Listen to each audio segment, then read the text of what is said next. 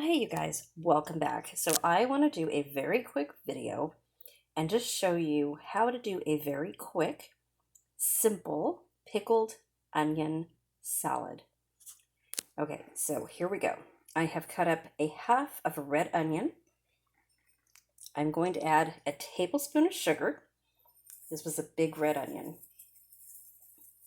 So a tablespoon of sugar. And some lemon juice or lime juice, sorry, not lemon juice. Now I have about 2 tablespoons here. I'm just going to add a little bit at a time.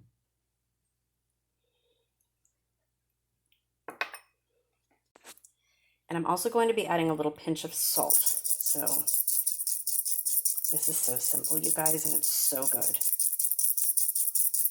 Okay, so I'm going to take my clean hand and I'm just going to mix this up all together.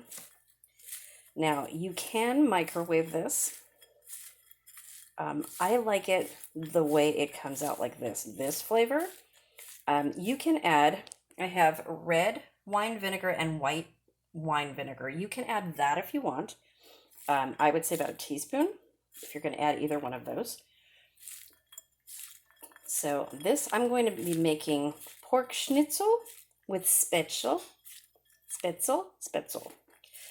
tonight. I don't think I'm going to be doing a video because it's just me in the kitchen. It's kind of hard to do it, and I don't want to get the tripod out and everything, or the ring light, but I did want to show you how to do this. So do it to flavor. Super, super easy. So like I said, you can microwave this if you want, about 30 seconds just until warm, and it'll turn a nice red color. It'll look like pickled onion. But I'm going to leave it just like this, and let's see, so you want to thinly slice it too, very, very thinly slice it.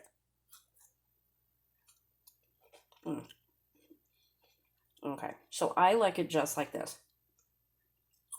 Actually, it's a little bit sweet.